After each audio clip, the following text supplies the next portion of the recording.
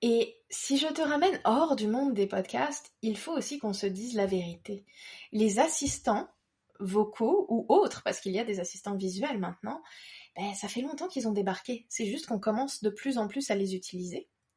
Et il y a une réalité très concrète avec ce que tu viens de dire. C'est différent l'audio. Et oui, c'est différent. Pourquoi ?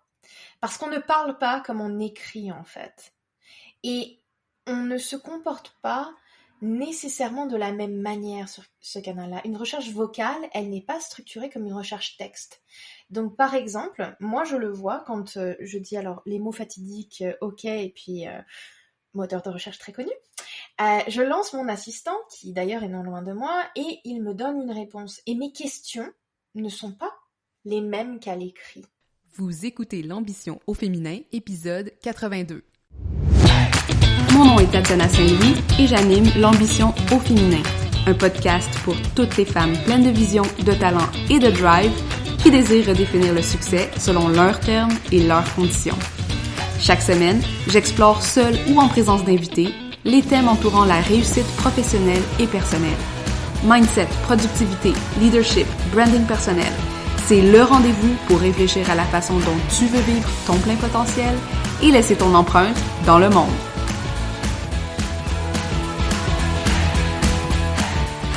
Salut les ambitieuses, comment vous allez? Aujourd'hui, je suis contente de vous retrouver pour notre rendez-vous hebdomadaire dans lequel on parle d'ambition au féminin.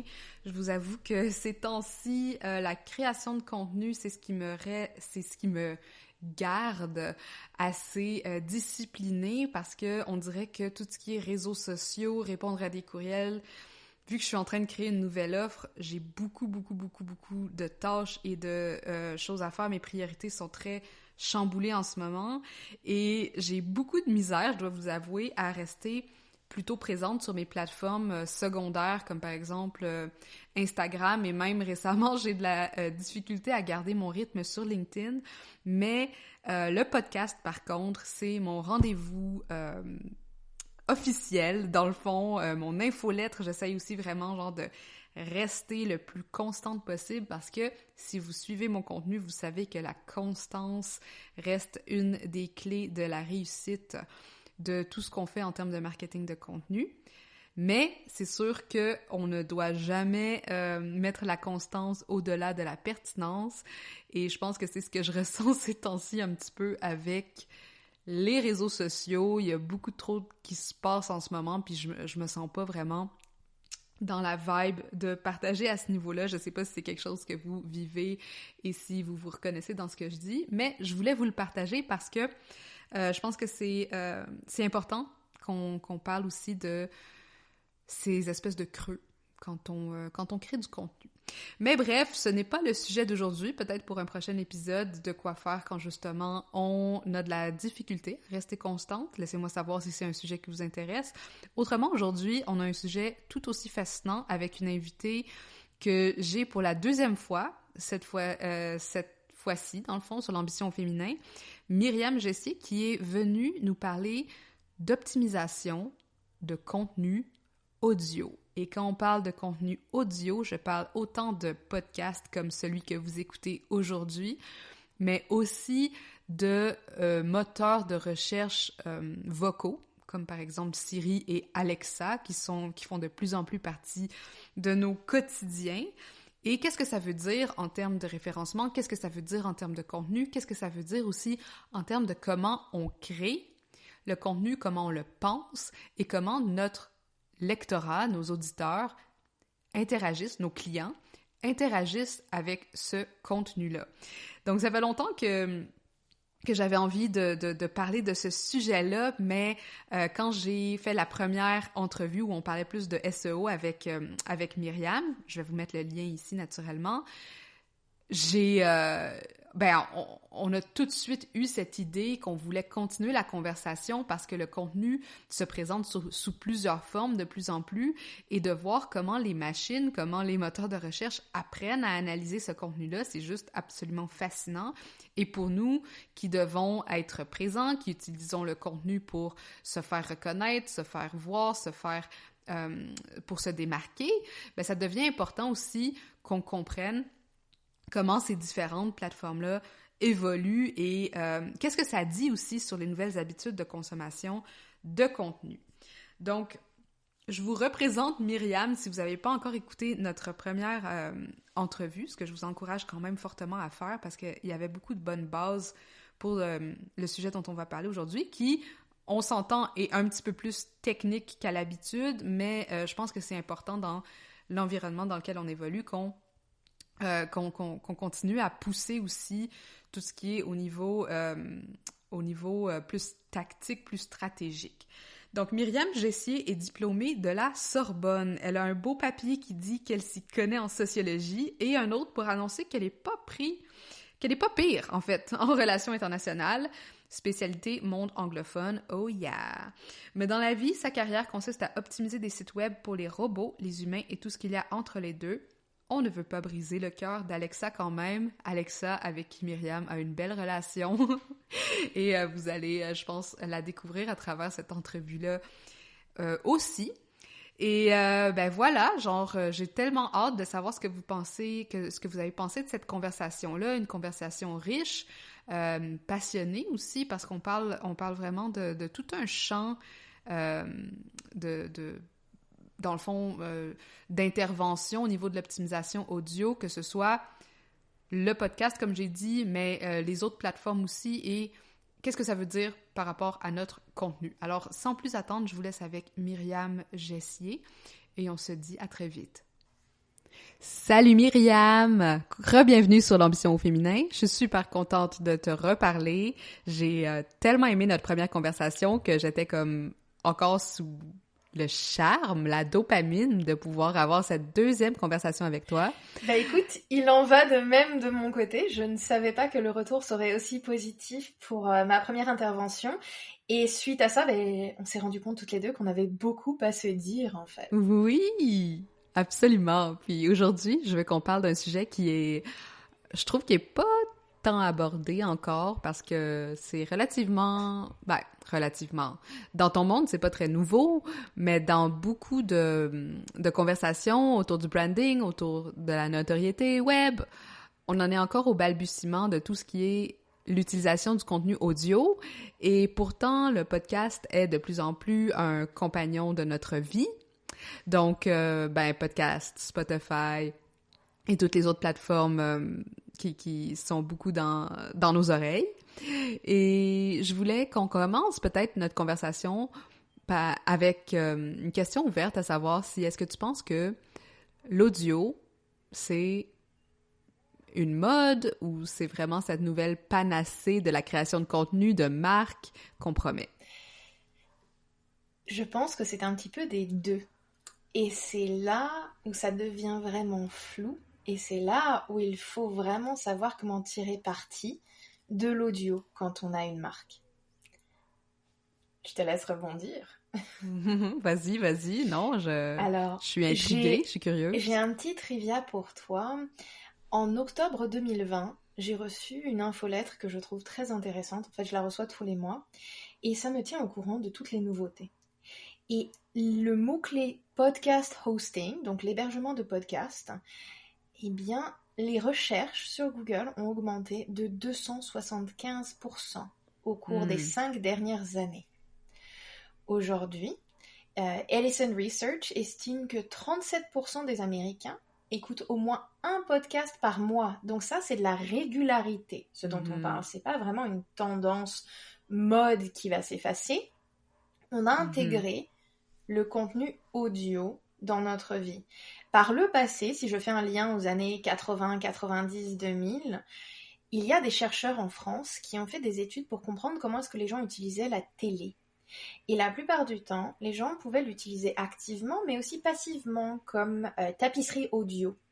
Eh bien, de plus en plus, les podcasts prennent cette place-là dans notre monde, parce que c'est à la demande, il n'y a pas nécessairement besoin d'avoir des visuels, et surtout, les assistants peuvent nous laisser écouter ces podcasts sans aucun problème, juste avec une commande vocale.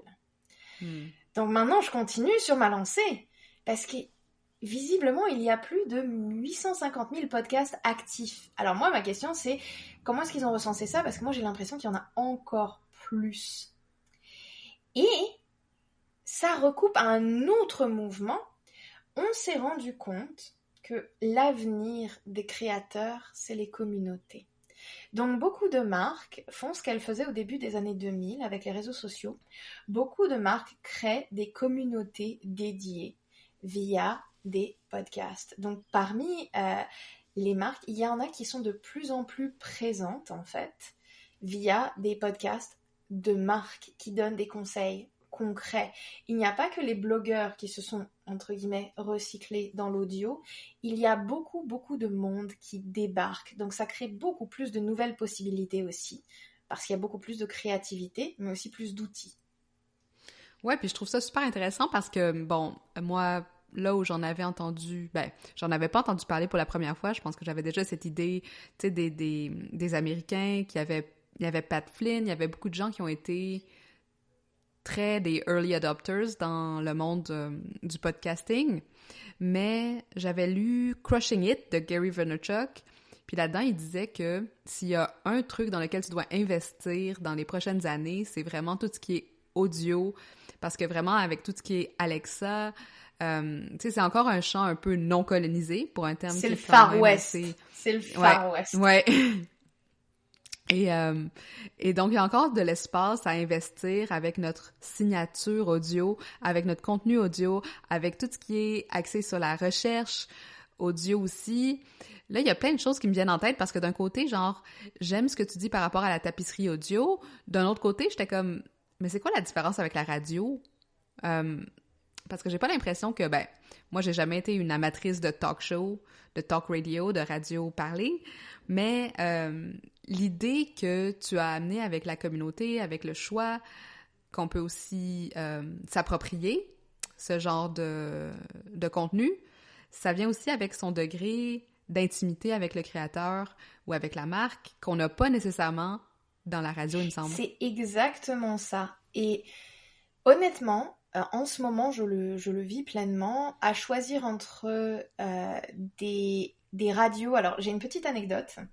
Est-ce que tu es au courant de la fausse crise nucléaire d'Hawaï? Non. Alors, en 2017, je crois que c'était en 2017, j'ai décidé de prendre mes premières vacances en tant que pigiste. Je sais plus si c'était 2017 ou 2018. Et j'arrive à Hawaï pour voir ma famille parce que j'ai grandi là-bas.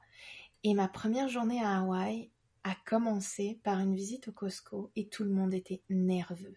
Mais nerveux.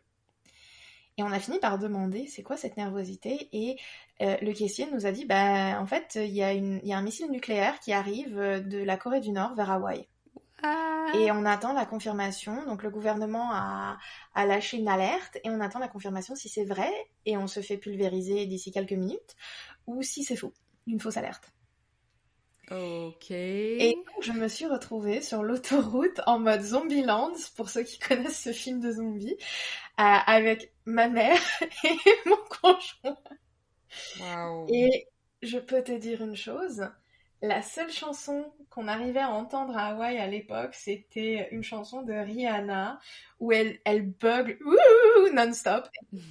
Pour moi, c'était ça, j'étais bloquée dans la voiture et j'entendais une chanson pareille, je me suis dit, c'est ça que je vais entendre tout le reste de ma vie, et si ça dure quelques minutes, non. Wow. Non. Donc il y a pas mal de monde qui, pour des raisons moins extrêmes que moi, se retrouve bloqué dans une voiture à devoir meubler ce temps qui est considéré comme mort. Est-ce que tu veux entendre 40 fois la même chanson, ou est-ce que tu voudrais peut-être faire quelque chose d'utile avec ce temps-là ? Peut-être que tu voudrais rigoler avec ce temps-là. Peut-être que tu n'as pas la tête à choisir quelle est la musique que tu vas écouter, en fait. Mm-hmm. Peut-être que tu veux retrouver un petit peu de confort dans cette situation inconfortable. Et c'est là que les podcasts prennent tout leur sens. Ouais, puis il y a quelque chose de très corporel, je trouve, dans le podcast. Tu sais, moi, j'écoute beaucoup de podcasts en marchant. Mm-hmm. Puis ça me fait... C'est tout le temps rempli d'idées. Oui. C'est ça tout le temps active un moment, le cerveau. Ouais, absolument. Et si je te ramène hors du monde des podcasts, il faut aussi qu'on se dise la vérité. Les assistants vocaux ou autres, parce qu'il y a des assistants visuels maintenant, ça fait longtemps qu'ils ont débarqué. C'est juste qu'on commence de plus en plus à les utiliser. Et il y a une réalité très concrète avec ce que tu viens de dire. c'est différent l'audio. Et oui, c'est différent. Pourquoi ? Parce qu'on ne parle pas comme on écrit en fait.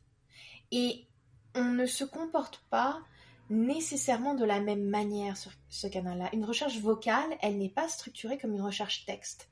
Donc par exemple, moi je le vois quand je dis alors les mots fatidiques, ok, et puis moteur de recherche très connu, je lance mon assistant, qui d'ailleurs est non loin de moi, et il me donne une réponse. Et mes questions ne sont pas les mêmes qu'à l'écrit. J'ai été déjà entraînée par la machine de Google à être plus polie. Parce que souvent, on a tendance à juste exiger des choses comme un empereur romain. Et de temps en temps, mais Google va répondre en disant « Tu peux pas être un petit peu plus poli, s'il te plaît ?» Donc c'est assez intéressant. Oui, c'est un échange. C'est les chercheurs de Google qui se sont rendus compte que les gens étaient trop méchants avec cet assistant ou que les gens étaient très polis avec parce qu'ils le traitaient comme un animal de compagnie, comme un membre de la famille, en fait. Donc laisse-moi te dire ce qui se passe quand on dit à Google, parce que moi je lui dis souvent, donne-moi la meilleure recette de poutine. Et il va me lire la recette étape par étape. Je dis, allez, je suis prête, la suite. Non, skip, donne-moi les ingrédients, s'il te plaît. Donc ça, c'est très utile parce que mes mains, elles sont occupées. Donc il y a une espèce de matrice de quand est-ce qu'on va utiliser l'audio. Donc si j'ai les mains, par exemple, dans l'évier à nettoyer quelque chose, je vais faire une commande audio. Si par exemple je suis affalée sur le sofa, et bien maintenant je peux hurler des commandes du genre j'ai besoin que la lumière du salon soit à 20% d'intensité et couleur magenta. Et ça marche. Écoute, c'est magique. Allons-y, c'est limite Harry Potter là, c'est fabuleux. Mais il y a tout un processus derrière. Donc ce processus, il est positif et il est négatif, parce que d'où viennent les réponses de Google, par exemple ?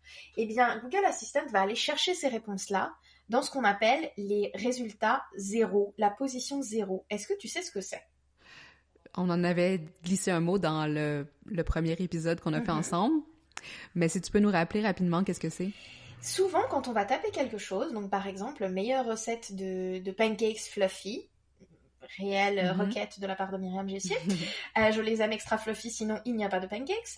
Eh bien, on se retrouve avec une recette qui, des fois, s'affiche d'office dans une boîte, tout au-dessus des résultats, et on peut limite lire les ingrédients et lire les prochaines étapes. Eh bien, Google utilise ça pour les réponses vocales. Donc, le problème avec ça, c'est que la plupart des entreprises qui se positionnent en position 0 se rendent compte que les clics ne sont pas là. Et on ne peut pas mesurer nécessairement à 100% l'impact de se retrouver en position 0. On sait juste qu'il y a moins de trafic sur le site et qu'on n'est pas content. Mais ça renforce la position d'une marque en tant qu'expert parce qu'on te voit tout le temps popper, on commence à te connaître. Et en plus, on sait qu'au niveau du Far West, eh bien peut-être qu'on est en train de devenir un pionnier. Donc le processus, il n'est pas aussi simple qu'on le pense. La première chose qui arrive, c'est que la machine doit savoir que tu lui parles. Ensuite, elle doit enregistrer ce que tu lui dis et après, le processus embarque. Il y a une analyse préliminaire, donc on retranscrit la parole, donc ça veut dire que Google va prendre, puis Alexa aussi, va prendre la commande, donc elle est enregistrée, elle est envoyée chez Google et là, il y a une transcription qui se fait au format texte. Ensuite, on détecte les demandes, donc il y a une analyse du texte pour comprendre ce que la personne voulait. Et après, une fois que ça s'est bien compris, Google va connecter à des sources tierces, donc comme les moteurs de recherche pour trouver des infos pertinentes, pour répondre. Et la dernière étape, eh bien, on prend les contenus texte ou les autres contenus, parce que des fois c'est des contenus vidéo, et on traduit l'information en un format digestible qui répond à l'intention de l'utilisateur. Donc, si je reprends ça, si j'utilise une Google Hub qui est embarquée avec le côté visuel, donc j'en ai une qui me montre littéralement des choses, eh bien des fois ça va me jouer des vidéos. Des fois je peux appuyer sur un bouton pour appuyer sur Next. Mais si je suis juste avec un assistant vocal comme la petite Google Home qui est en gros ça ressemble à une petite dragée là, eh bien ça, il n'y a pas de contenu vidéo qu'on va montrer, il va falloir obligatoirement toujours traduire l'information en un format digestible qui est un format texte. Intéressant, parce que ça mène à la question justement de la relation entre texte et audio pour ce type de référencement-là, parce que justement, quand je lisais le livre de Vaynerchuk, puis tu vas rire, mais j'ai sur ma to-do sur Notion, ça fait des mois que j'ai optimisé mon show pour Siri et Alexa. La première chose que je peux te conseiller pour optimiser ton show pour Siri et Alexa, c'est de soumettre des transcripts. Donc, pourquoi est-ce qu'on veut faire ça ? Il faut le savoir. Un transcript, par exemple, tu donnais l'exemple de Pat Flynn, je pense qu'il le fait. Je sais que Neil Patel le faisait pendant un temps. Si je cite ces hommes-là, c'est juste parce qu'ils sont très en vue, mais c'est pas nécessairement mes sources favorites d'inspiration. C'est juste intéressant de les voir aller, hein, juste parce que j'en entends trop parler et ça me fatigue un petit peu. J'aimerais bien donner de la visibilité à des gens locaux, si possible. Donc, si on a des petits génies qui sont très affairés à optimiser leur recherche vocale, contactez Tatiana ou moi, on aimerait bien vous parler. Oui, absolument. Et la réalité avec tout ça, c'est que les machines, elles sont maintenant capables d'interpréter ce qu'on dit. Pendant des années, au tout début, la transcription, elle a commencé avec les fans de show. Pourquoi ? Parce que souvent, le show se retrouve en ligne aux États-Unis ou disponible. Donc là, je parle vraiment début 2000. Hein, et on se retrouve à devoir attendre des mois que ça soit traduit en français, de France ou québécois. Et il y a des fans qui offraient des sous-titres, en fait, qui faisaient la transcription et qui traduisaient. Et donc, YouTube a fait... c'est une bonne idée, ça. Donc, YouTube a passé des années, en fait, à analyser les vidéos uploadées, donner du feedback, demander aux gens ce qui se passe, demander aux gens de soumettre... On peut soumettre un transcript de sa vidéo au sein de YouTube. Et donc, maintenant, il y a des algorithmes qui sont capables de détecter, en fait, les voix et de comprendre ce qui est dit. Donc maintenant, ça coûte de moins en moins cher de retranscrire les choses, mais c'est une très très bonne astuce de soumettre le transcrit parce que là, tu es sûr que c'est pas mal interprété. Parce que, bien entendu, le français, c'est un petit peu moins bien compris. c'est plus nuancé, on va dire, et donc des fois, je vois des transcripts où c'est une aventure sous acide de lire le transcript, en fait, tellement c'est pas logique. Donc, surtout, nous, avec nos accents et nos anglicismes et tout ce qui vient avec, j'imagine. Exactement.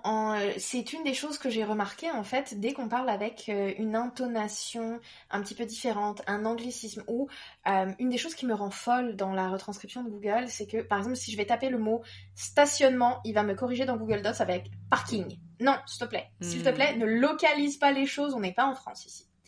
Donc, si je retourne là-dedans, le transcript, c'est la meilleure aide. C'est pour ça qu'il y a beaucoup de monde qui les soumet ou qui les met dans des articles en dessous. C'est que ça rend les choses beaucoup plus accessibles.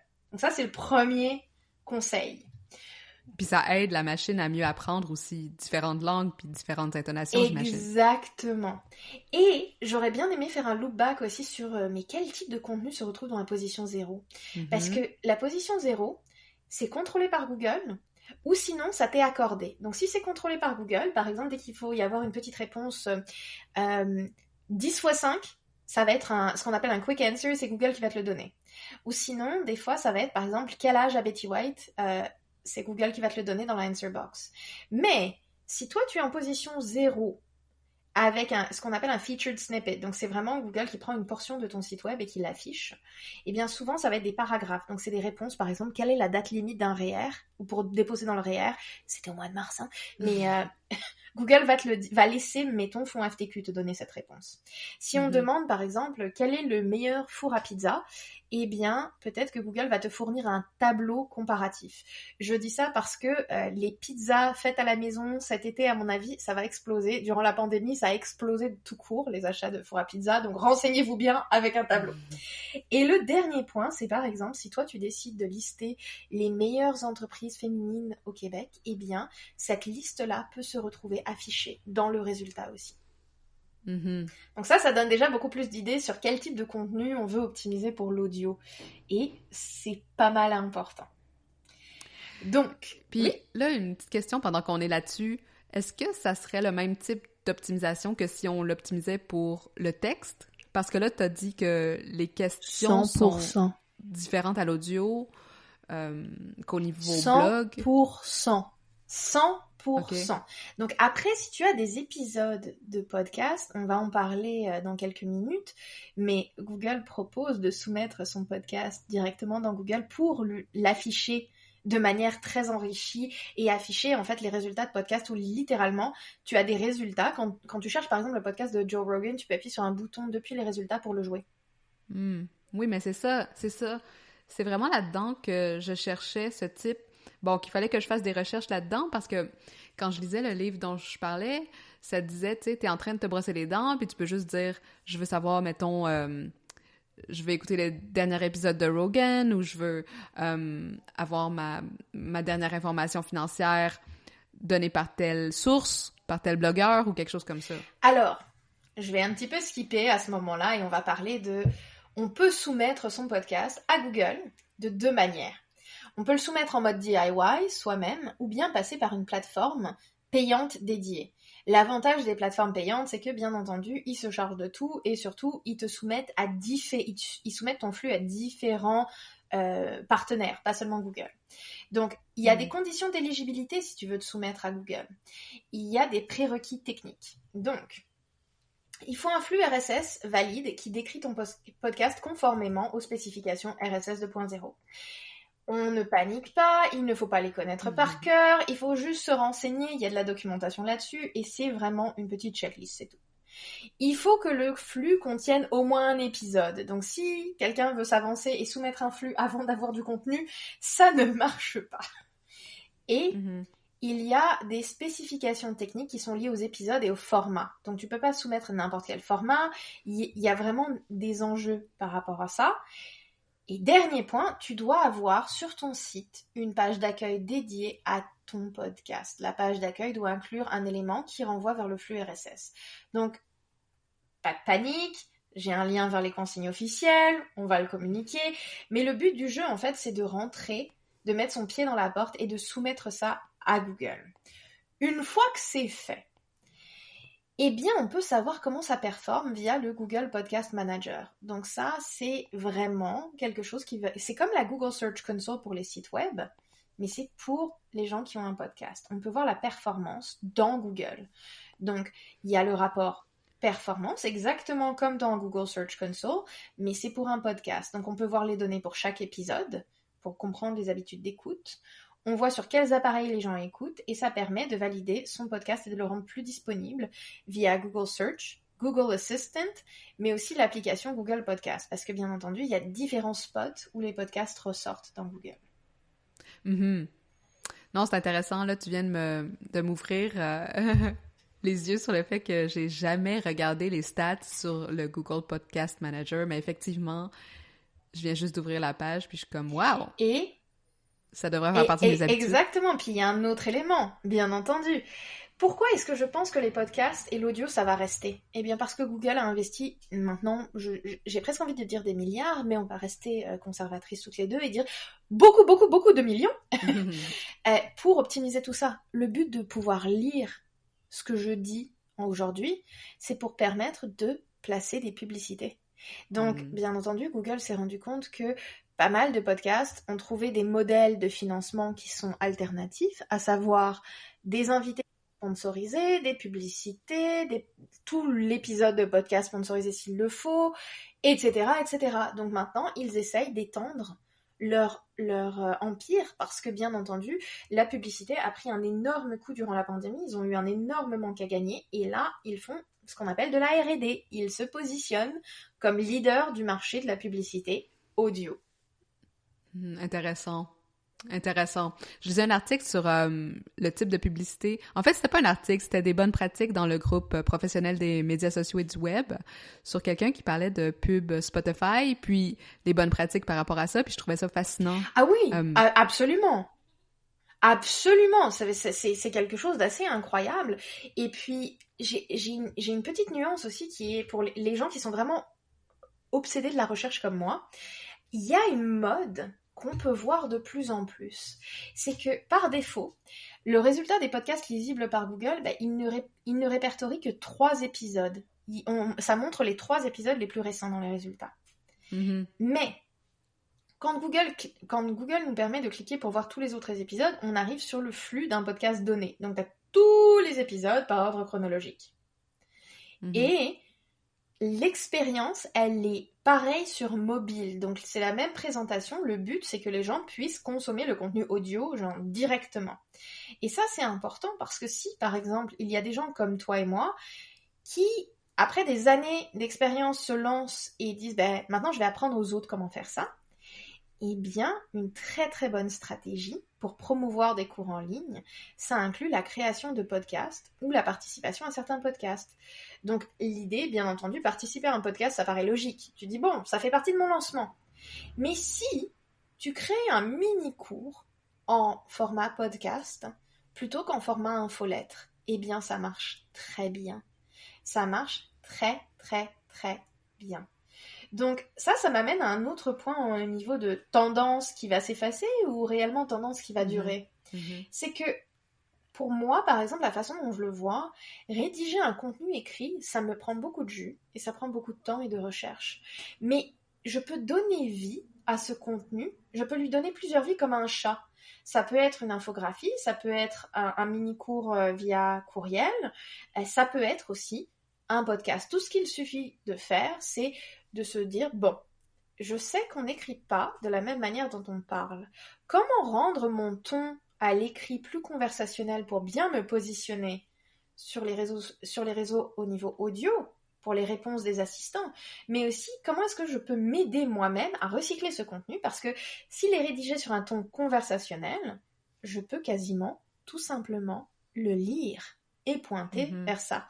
Et donc là, ça amène une autre donne aussi, c'est que mettons, hypothétiquement, donc là c'est vraiment un exemple, hein, si j'arrive et je viens de participer à un enregistrement avec la cohorte de Quartier Artisan, c'est une très très belle entreprise pour donner de la visibilité aux artistes et aux artisans locaux au Québec, et bien cette vidéo-là qui va durer 1 heure, on va en faire un teaser qui va durer 3 minutes, mais peut-être qu'on peut en faire aussi des capsules dédiées, et peut-être qu'on peut extraire les voix qu'on entend pour en faire un transcript, potentiellement réfléchir, ok, est-ce que ça c'est bon, on a tout bien lu, est-ce que c'est solide, et bien dire à la personne en charge de l'audiovisuel, est-ce que tu pourrais m'en faire aussi des capsules audio? Et là, ces efforts-là, bien on les a mis, mais on ne se disperse pas en fait. On arrive enfin à extraire la valeur, pas maximale, mais la valeur réelle de tous nos efforts marketing en fait.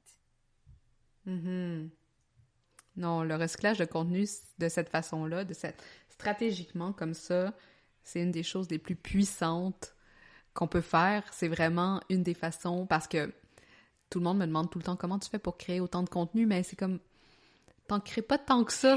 Non, mon papa, il avait une expression que j'adorais, il avait d'ailleurs de très très bonnes expressions, il disait, le savoir c'est comme la confiture, c'est pas une question de combien tu en as, c'est comment tu l'étales complètement sur ta tranche de pain. Exactement. Puis tu sais, le contenu, puis là même on est en train de parler, puis tout ce que tu offres en ce moment, c'est du contenu que tu as déjà intégré aussi, puis que tu es capable de reformuler aussi sur différentes formes. Ça me faisait penser aussi à certains tests que j'avais faits, mais qui n'avaient pas été aussi...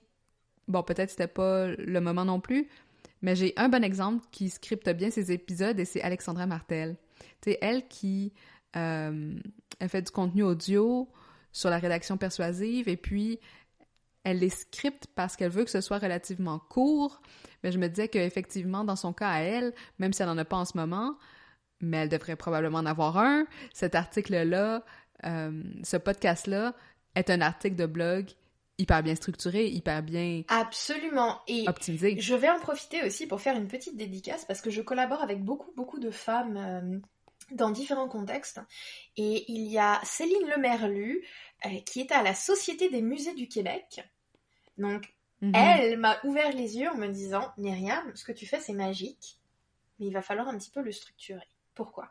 Parce que ma spécialité, c'est d'arriver avec un cours déjà monté, mais je sais très bien quels sont les besoins de mon audience, et quand on m'interrompt pour dire « Oui, mais j'ai un problème X », j'ai quasiment toujours la réponse. Donc ça devient une situation de stand-up, quasiment comme le stand-up de comédie, mais pour du web. C'est-à-dire que je réponds à toutes les questions sur un coin de table. Et... Oui. T'es comme Siri ou Alexa. Oui, littéralement. On me dit très souvent « Myriam, j'aimerais t'avoir comme collègue sur le bureau d'à côté pour te poser des questions toute la journée. » Et je trouve ça vraiment... très sweet comme compliment, mais c'est aussi quelque chose qui me cause une terreur profonde.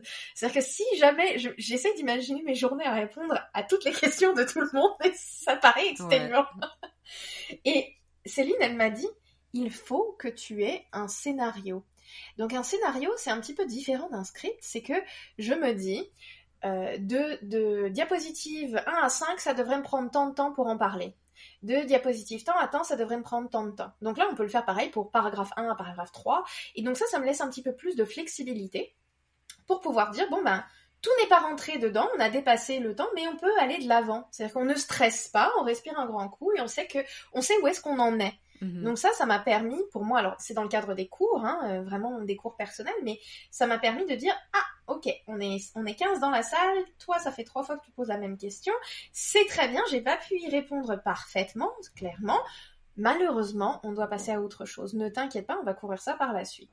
Donc, ça m'a permis d'être un petit peu plus rigoureuse et moins polie, en fait, pour accomplir plus de choses.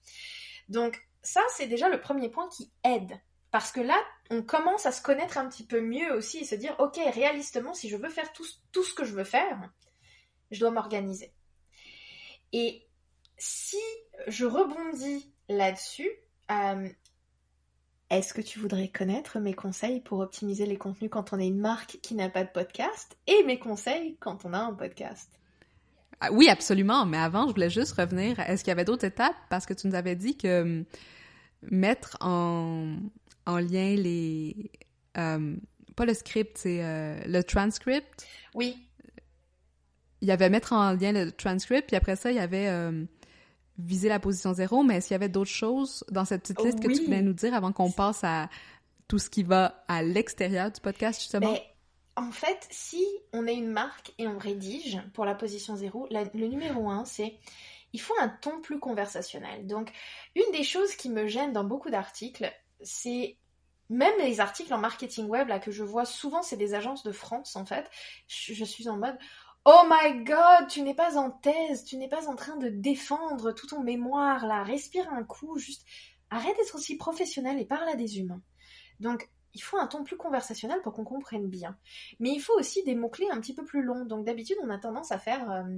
je suis la première coupable de ça, je vais dire, par exemple, comment optimiser un contenu. On va dire comment rédiger pour le SEO. Non. Le vrai problème que les gens ont, c'est pas comment rédiger pour le SEO, ils en ont rien à faire. Par exemple, dans le cadre d'une boutique Shopify, ce qu'ils veulent savoir, c'est comment est-ce que je rédige ma description de produit dans Shopify. Tout d'un coup, mon mot-clé, il est beaucoup plus long. Oui, beaucoup plus naturel. Exactement. Et il faut aussi clarté, contexte et pertinence. Donc, il faut un contenu, d'habitude, si on veut se positionner en position 0, là, ce qui aide... Donc je ne dis pas, c'est le 80%, il y a peut-être un 20% des cas qui est différent. Il faut que le titre, donc ou le titre de l'article ou le titre de la section qui va être utilisé pour ça, eh bien ça pose une question courante. Donc comme tu m'as entendu, c'est comment rédiger une fiche produit dans Shopify. Puis après, juste en dessous du titre, on ne fait pas du flafla, on ne va pas expliquer que Shopify existe depuis tant de temps. Non, on répond à la question où on fournit la définition. Et après, on peut s'étendre. Mais le but, c'est que Google puisse comprendre question-réponse. Et ça, c'est clé. Oui. Puis je trouve ça tellement que ça nous enlève un stress dans tout ce qui est autant la rédaction web que la rédaction, que la création de contenu point, de penser qu'on doit être des experts à aller chercher les métriques, toutes les grandes recherches, AdWords, etc., pour comprendre ce que notre lecteur ou utilisateur veut entendre, alors que ça demande juste de se mettre dans la peau de notre avatar puis de dire comment est-ce qu'il chercherait cette information-là pour arriver à ce qu'il veut accomplir, tu sais. Exactement. Et une des choses qui m'a débloquée depuis la pandémie, c'est que j'avais vraiment peur de ne jamais être assez professionnelle alors que je suis très professionnelle. Donc j'ai commencé à avoir un petit peu plus de fun parce que au bout d'un moment, puis alors là, je sais pas à qui je parle, mais je pense qu'il y a d'autres femmes comme moi, au bout d'un moment, quand on fait la même chose depuis suffisamment longtemps, on commence à s'amuser.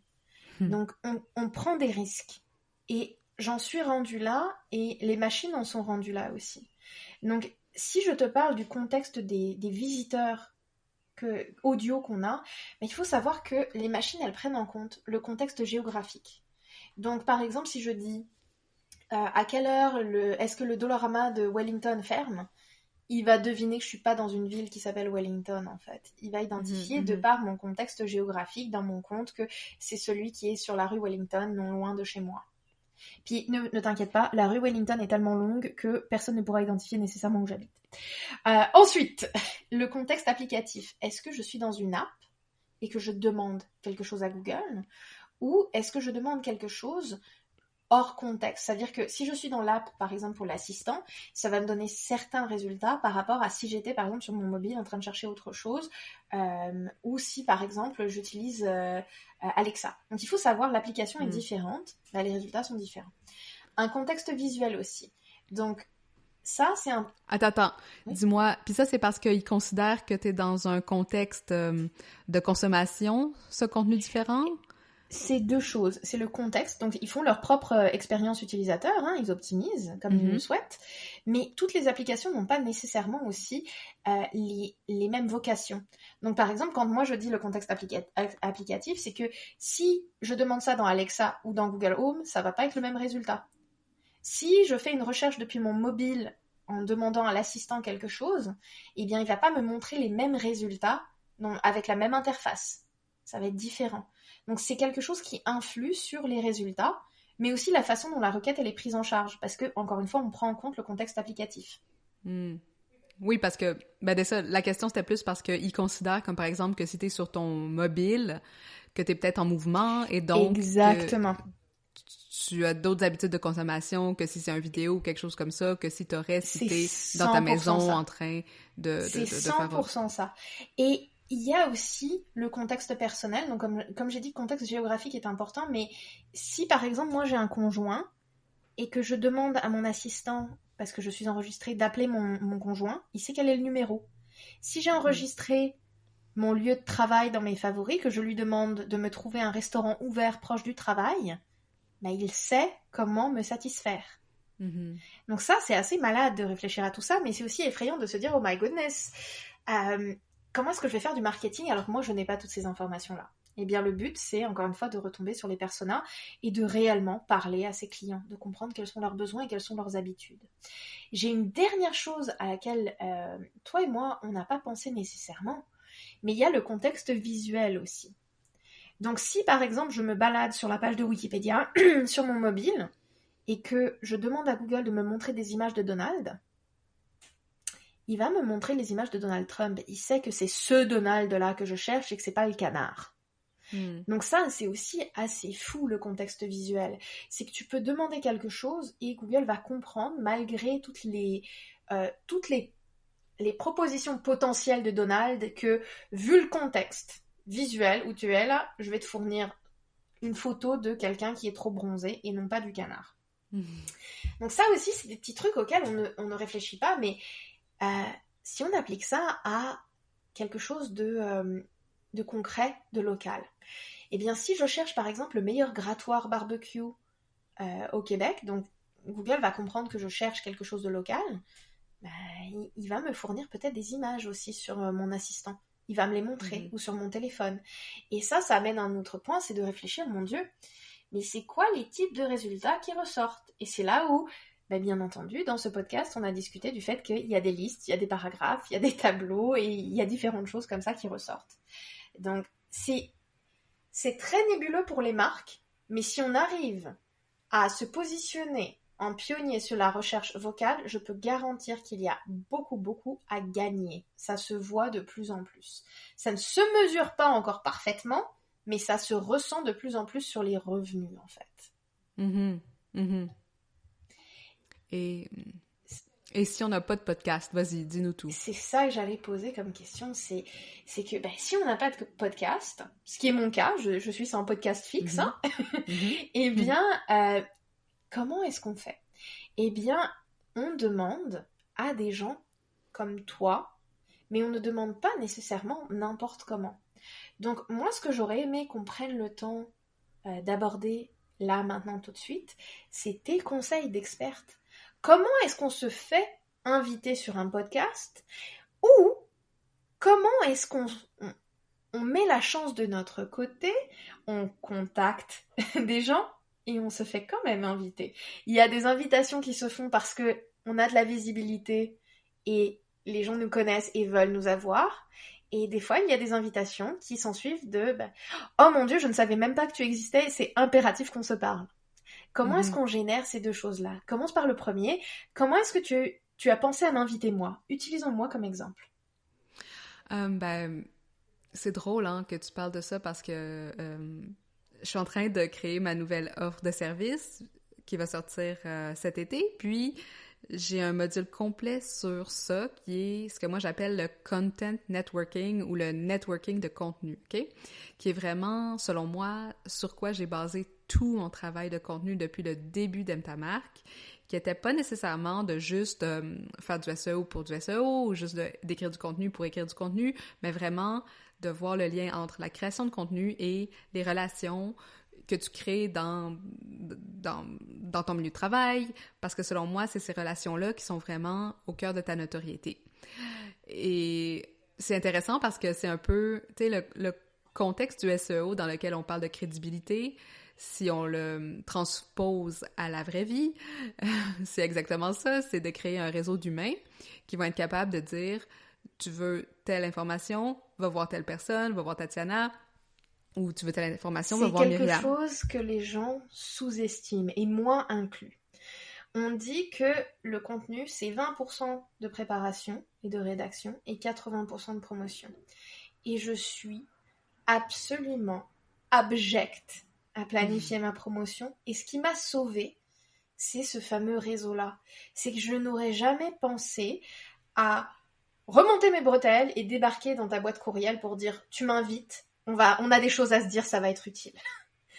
Et puis ce qui est intéressant, c'est comment tu sais, si tu m'avais écrit, moi, ça a donné que c'est moi qui t'ai invité, mais parce que tu m'avais vu passer avec mon contenu, ou parce que moi, j'avais déjà vu ton site, ou j'avais vu que tu étais référé par des gens, parce que je voyais le type de formation que tu donnais, tu sais. Tu as petit à petit, t'es devenu pour moi la référence, tu sais. Puis vice-versa, petit à petit, je suis devenue quelqu'un de crédible avec qui tu sentais qu'on pourrait avoir une conversation. Écoute, ça faisait tellement de fois qu'on me disait « Comment ça se fait que t'es pas encore passé ?» Je disais mais pour passer, il faut être invité, non? Et donc, j'avais cette gêne, et c'est pour ça que, pour moi, c'est super important d'en parler. Donc, le module que tu montes, ça tombe à pic. C'est quelque chose dont je voulais parler de base, mais je ne suis pas une experte là-dedans, clairement. Mais c'est nécessaire d'en parler, en fait. Donc, si, mettons... Allez, je vais utiliser un exemple parce que j'adore cette marque et j'adore la créatrice. Peut-être que tu connais Lydia, peut-être pas. Mais si tu la connais pas, non, Lydia Raymond de eyewearlydia.com, elle a des petits bijoux minimalistes et une des choses que j'adore, c'est que, eh bien, je porte une énorme licorne en or rose, Wow. une licorne minimaliste, et chaque fois, c'est mon gris-gris porte-bonheur chaque fois que je vais faire une intervention.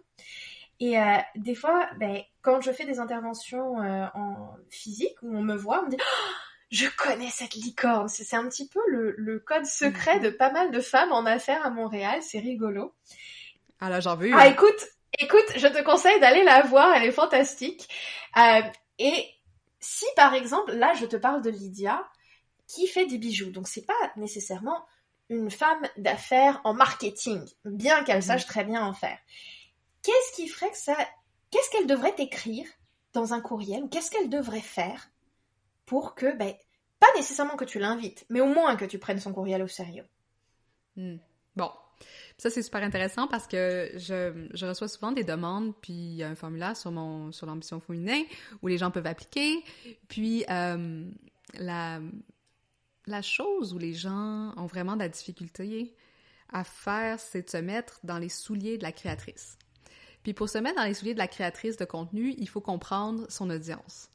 Et c'est la même chose, puis c'est drôle, parce que moi, avant de travailler sur le web, je travaillais dans les relations médias, je travaillais pour un éditeur, puis après ça, j'ai travaillé au Voir, un magazine ici pendant un temps.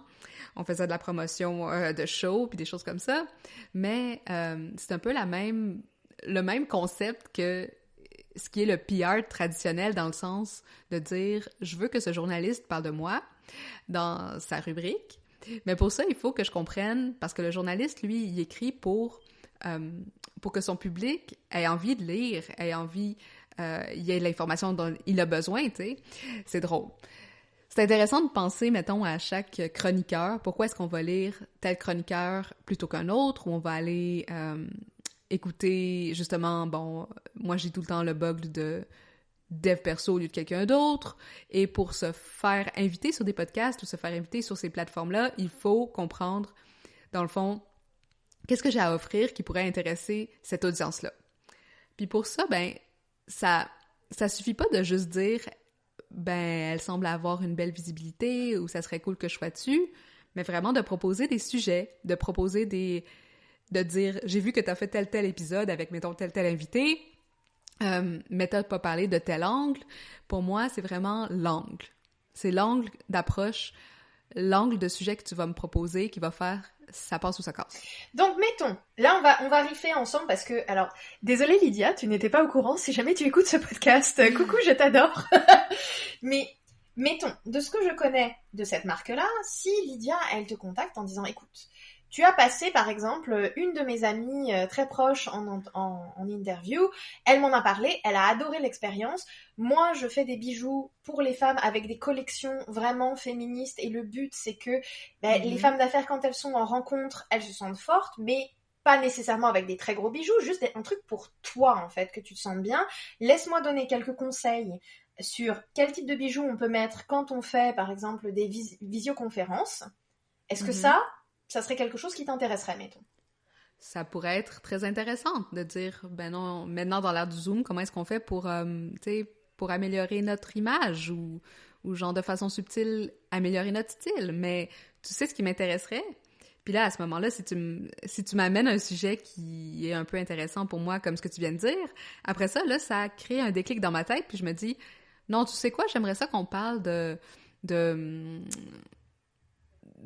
bijoux et de féminisme, tu sais, puis de savoir est-ce que, tu sais, le parallèle, mettons, avec le maquillage me vient en tête, de savoir est-ce que, tu sais, le maquillage très patriarcal comme idée, souvent, même s'il y a beaucoup de femmes qui se sentent empowered par ça, ce que je trouve un sujet très, très, très fascinant de comment on modifie notre corps pour, tu sais, pour être soi, mais pas nécessairement pour être soi dans le désir de l'autre, mais un bijou, ça a une position différente dans notre psyché. Puis comment est-ce qu'on peut associer un objet externe, justement, quelque chose qui va nous représenter personnellement. Fait que là, on embarque dans des degrés de profondeur qui commencent à m'intéresser un peu plus que genre... Parce que moi, tout ce que je veux éviter, c'est que mon show, ce soit un Publisac, tu sais, ou quelque chose du genre où j'invite des gens juste pour qu'ils parlent de leur business. Il y a un autre point, parce que effectivement, moi en fait, il faut le savoir, j'ai déjà eu trois idées dans ma tête. C'est que le prochain que j'allais proposer, c'est comment est-ce qu'on monte une marque de bijoux orientée vers les femmes et très inclusive. Donc tout le monde peut acheter ce type de bijoux-là, mais le but de la marque avant tout, c'est que c'est de célébrer les femmes. Donc là, effectivement, ça recoupe la notion de féminisme, mais aussi la notion de... en fait, moi, il y a un truc qui m'embête très fortement avec pas mal de marketing genré, c'est que je me suis retrouvée dans des situations folles, dans des conférences tech pour des femmes, avec des hommes organisateurs. Et je dis, oui, mais il faudrait peut-être faire ça, puis là, attention, on a un problème. Et la personne dit, honnêtement, j'en ai rien à faire. J'organise ça juste parce que vous, les femmes, vous n'êtes pas capables de tirer parti de ce mouvement et de faire de l'argent dessus, c'est tout. Ouf! Wow. Ok, d'accord. Donc, c'est pour ça que il y a toujours des angles, mais ce que je trouve fascinant, et c'est très important de le dire à tous les gens qui nous écoutent, faut pas débarquer avec j'ai une marque e-commerce et je veux t'en parler. Il faut débarquer avec quelque chose où l'idée, elle doit avoir au moins 4 à 5 mots dedans. Je m'explique. C'est que là, par exemple, si on va parler des conseils ou des bijoux et féminisme, c'est très bien, mais c'est très large. Donc il faudrait vraiment qu'on parle plutôt de « Bonjour Tatiana, j'ai une marque au Québec qui pousse les femmes locales. Attention, en plus, ma spécialité, c'est les mamans. » Et là, tout d'un coup, ça cause un déclic en toi où tu te dis « Ok, je vois l'angle. » Mais si on arrive avec quelque chose de très générique en disant « J'ai une marque de bijoux et je veux t'en parler », ça sent le Publisac. Exactement. Il faut polir cette idée, il faut la faire shiner jusqu'à ce que ça ressemble pas à un Publisac, en fait. Exactement. Ou quelque chose de très générique, puis c'est comme, pourquoi est-ce que je parlerais à toi versus à telle autre personne qui parle aussi du même sujet? puis qui pourraient aussi parler de ça. Et je rebondis avec un autre truc aussi. Alors ça, par contre, j'ai vu beaucoup plus d'hommes le faire, je tiens à le dire. J'ai quelques amis qui sont dans des podcasts, mais pas au Québec, qui me disent... On me partage des courriels, mais d'hurluberlu, qui débarquent en disant j'ai 30 ans d'expérience, je veux être invité sur ton podcast. Dis-moi ce dont on parle. Ah ben mon Dieu, si j'avais le temps de déterminer ce dont on parle, bah, je le ferais moi-même et je choisirais peut-être la meilleure personne, et c'est peut-être pas toi. Voilà. Donc il y a un petit peu d'humilité aussi, et quand tu l'as dit là, il faut se mettre à la place de la créatrice. C'est pas seulement à la place de ce qui l'intéresserait, mais de comment est-ce qu'on peut l'aider à faire son travail mieux, sans perdre de temps, de manière agréable. Et oui. C'est la raison pourquoi je parlais des journalistes, parce que, tu sais, pense à un journaliste, on peut déjà imaginer qu'il est en train de courir un peu partout, à essayer d'aller chercher des faits pour la publication du lendemain, tu sais. Mais les créatrices de contenu ou un créateur de contenu qui crée du contenu semaine après semaine, c'est un peu la même chose. On n'a pas juste ça à faire, puis, dans le fond, être capable de cibler son pitch, dans le fond, c'est un pitch, là. C'est un pitch d'idée. C'est vraiment important pour s'assurer que, tu sais, moi, j'ai des courriels dans mon inbox que ça fait des mois qu'ils m'ont écrit avec une idée de peut-être vouloir venir sur mon podcast, puis j'ai pas répondu. J'ai même pas répondu parce que... C'est une perte de temps. Parce c'est une perte de temps pour toi. Et puis, cognitivement, c'est pas le fun. Et en ce moment, on a peut-être besoin d'un peu de fun, en fait. Ouais, de facilité, c'est tout. Exactement. Le UX, le contenu, tout a besoin d'être simplifié et facilité et clarifié. Et par rapport à ça, moi, j'aimerais bien revenir, parce qu'on n'a pas eu le temps de l'aborder, puis le temps file vite. Oui. J'aimerais bien te donner des conseils concrets, en fait, pour ton podcast. Ah, donc, super. La première chose, c'est si, bien entendu, chaque épisode a sa page sur ton site, tu rédiges une balise méta-titre, la méta-description, tu t'assures que ton titre d'épisode, il parle de bonnes choses. Donc, une de mes spécialités dans mes trucs, c'est, genre, j'ai un petit show vidéo que je fais tous les mois avec un de mes amis chez Google, et puis nos titres, c'est vraiment genre ornithorynque, fluorescent. Tu veux pas faire ça, là. C'est-à-dire que nous, clairement, on le fait juste parce que ça nous fait rire. Le but, il faut que le titre de l'épisode soit clair quand même, et il faut que, bien entendu, l'URL contienne des mots-clés dedans. Donc, encore une fois, pas ornithorynque fluorescent, mais plutôt conseils techniques pour le temps de chargement. Mais tout. Mm-hmm. Il faut transcrire chaque épisode dans son intégralité. Ou sinon, si tu ne peux pas faire ça, tu inclus au moins 200 mots de contenu textuel dans les notes de l'émission.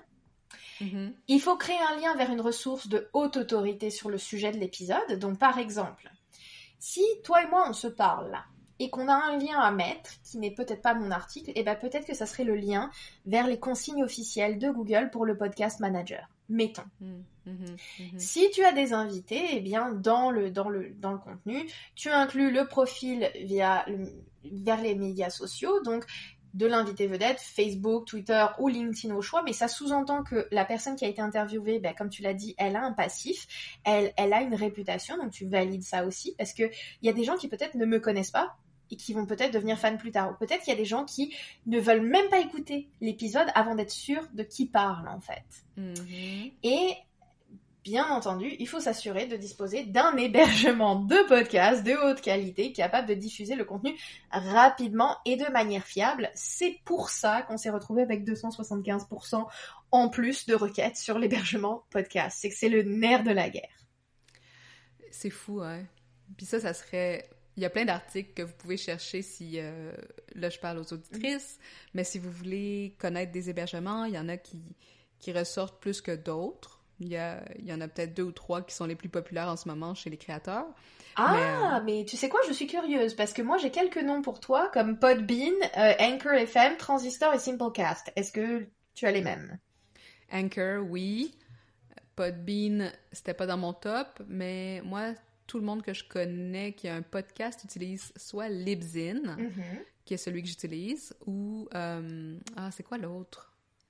Bon, moi j'hésitais entre 2, puis c'était Libsyn puis un autre, mais je me rappelle plus. Écoute, parfait.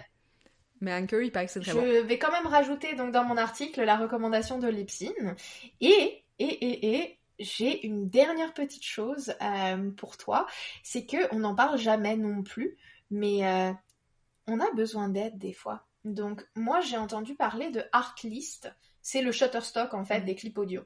C'est que c'est une bibliothèque de musique et d'effets sonores spécifiquement pour les créateurs de contenu. Et c'est un abonnement mensuel. Donc je voulais savoir, est-ce que toi, tu as des petites ressources gratuites ou payantes? Est-ce que toi, il y a des sons comme ça où tu t'es dit, ah, et ça serait bien que j'investisse là-dedans, en fait, ou pas? Ben, tu vois, comme là, la prochaine chose que j'aimerais faire, c'est de refaire mon jingle. Moi, c'était Audio Forest, ça se peut-tu? Je suis tellement mauvaise avec les noms, mais je voulais me faire... tu vois, je voulais contacter des artistes locaux, justement, pour me faire un petit jingle pour mon podcast. J'avais envie d'investir dans une création originale. Pour ça... Sinon, des ressources pour le podcast, moi j'utilise... Bah, c'est pas vraiment une ressource pour le podcasting, mais pour tout ce qui est la gestion du podcast, j'utilise Dubsado, qui me permet de automatiser un peu, tu sais, les formulaires où je vais aller chercher de l'information que j'ai besoin, dont tu as parlé, pour ensuite rédiger les show notes. Et la dernière chose que je n'ai pas encore implantée, mais que c'est naturellement d'avoir la version textuelle de tout l'épisode. Et ça, j'ai commencé à regarder un peu ce que sous-titreur.com, si je m'abuse, fait en termes de sous-titrage francophone. Je suis très intéressée par ça parce qu'effectivement, la notion de francophone est un petit peu complexe en ce moment. J'ai testé plusieurs solutions et c'est jamais 100% ça. Donc, je vais rester à l'affût de ce que tu testes et de comment ça marche pour pouvoir partager cette information plus tard. Ouais, non, je vais essayer très prochainement de voir comment ça se passe avec ça, parce que c'est effectivement du vraiment bon contenu. Puis pour quelqu'un qui essaye d'automatiser beaucoup ses processus, si jamais des show notes, ça m'aiderait probablement à recycler le contenu. Absolument. Promis, juré, déjà testé, approuvé. Hey, c'est dommage, on n'a pas eu le temps de parler de les biens conscients autour de Siri, autour de Alexa, autour des voix. Mais tu sais quoi?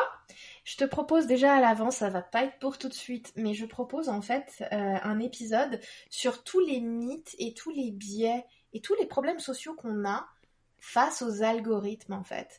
Donc si jamais il y a des gens qui ont des questions ou qui veulent comprendre pourquoi est-ce que littéralement Google a l'air de vous espionner, vous parlez d'un truc, vous le googlez même pas et tout d'un coup la pub se retrouve sur YouTube, on peut s'en parler. On peut parler aussi des biais inconscients. Tu vois, tu fais le meilleur pitch. On a eu une super bonne conversation, puis à la fin, tu me donnes un autre angle absolument fascinant. Donc, je te reprends au bon, tu seras la chroniqueuse... La chroniqueuse officielle de l'ambition féminin. On s'en reparlera, c'est super fascinant comme sujet. Et ce que j'aimerais bien, en fait, c'est montrer cet exemple. C'était 100% naturel, j'y ai même pas pensé, en fait. C'était juste une réponse à un besoin. Oh man, on n'a pas parlé de ça, c'est dommage. Eh bien, j'espère que ça va motiver d'autres personnes à faire « C'est dommage !» Tatiana, elle n'a pas encore parlé de ce truc-là, puis je sais que moi, je pourrais te dire des choses. Donc, n'hésitez pas à bien penser vos pitchs cette fois-ci, puis je m'attends à ce qu'il y ait beaucoup plus de monde qui contacte Tatiana avec de bonnes raisons. Ça veut dire que moi, ma troisième intervention, eh bien, elle va se passer peut-être très loin dans le temps, parce qu'il y aura beaucoup plus de femmes, beaucoup plus intéressantes qui vont vouloir passer. Absolument. Et puis... je veux juste aussi terminer là-dessus, puis de dire que le contenu est toujours un dialogue. C'est toujours un dialogue soit avec notre public, c'est toujours un dialogue avec notre communauté, et nous, en tant que membres d'une communauté, on crée ce dialogue-là aussi avec les créateurs de contenu. Fait que, tu sais, de garder ça en tête, puis c'est drôle, hein, parce que là, on parlait de la voix, puis des assistants, mais si on pense à toute notre création, à tout notre référencement, à toute notre présence en termes de dialogue, ça clarifie beaucoup ces concepts-là qui ne sont pas si compliqués que ça. Et ça facilite nos vies. Je ne sais pas combien de fois je me suis retrouvée devant une page à essayer de sonner plus académique que je n'avais à le faire, en fait. C'est une gymnastique mentale triste. Changeons cette attitude. Tout à fait. Myriam, c'était fascinant comme à l'habitude. On aura cette conversation dans le futur éloigné, comme tu dis, mais je te mets quand même dans le line-up et répète-nous où on peut te suivre, te trouver, te lire, t'écouter. Alors, j'ai fait beaucoup d'efforts en fait en 2021. Vous pouvez me retrouver sur LinkedIn, donc Myriam Gessier. Vous pouvez aussi retrouver ma page d'entreprise où je partage en fait des astuces. Ça veut dire que si vous aimez ma personnalité et mon petit côté saugrenu, vous allez bien apprécier de me suivre sur LinkedIn au niveau personnel. Mais si vous êtes là juste pour les bonnes astuces et un petit peu moins de personnalité, eh bien là, vous pouvez suivre la page sur Facebook de Pragm, la page LinkedIn de mon entreprise, donc Pragm, P-R-A-G-M, comme pragmatique coupé en deux. Ça ne s'est pas aussi bien réalisé que je le pensais, en fait. Et sur Twitter, vous pouvez me retrouver aussi, mais beaucoup plus en Myriam anglophone qui piaille sur beaucoup de choses. Donc accrochez-vous, il y a beaucoup plus de Myriam que de marketing sur Twitter. Intéressant. Super, ben merci Myriam. Je vais tout mettre les liens vers tes articles aussi, donc dont on a parlé à travers tout cet épisode. Et puis ben je te souhaite une super belle journée et comme à d'habitude, merci pour tout ce contenu fascinant et ton expertise qui mérite la peine d'être vraiment mise de l'avant. Bah écoute, merci beaucoup de m'avoir reçu, puis je souhaite une très bonne journée à toutes les personnes qui nous écoutent. N'hésitez pas à nous faire un retour aussi pour confirmer si c'est de la tapisserie audio ou si c'est autre chose. À bientôt! À bientôt! Salut les ambitieuses! J'aimerais faire de ce podcast une plateforme d'échange et de réflexion autour de ce que ça veut dire être une femme et avoir du succès aujourd'hui. Si tu connais une femme dont le parcours inspirant aurait intérêt à être partagé, ou si toi-même pourrais nous outiller grâce à ton expertise ou ton expérience, rends-toi sur mtamar.com/invité pour m'envoyer les détails. Et finalement, profites-en pour t'abonner à ce podcast afin de manquer aucun des épisodes. Et si tu es dans un mode généreux, laisse-moi donc un 5 étoiles pour aider d'autres femmes comme toi à découvrir le podcast. À la prochaine!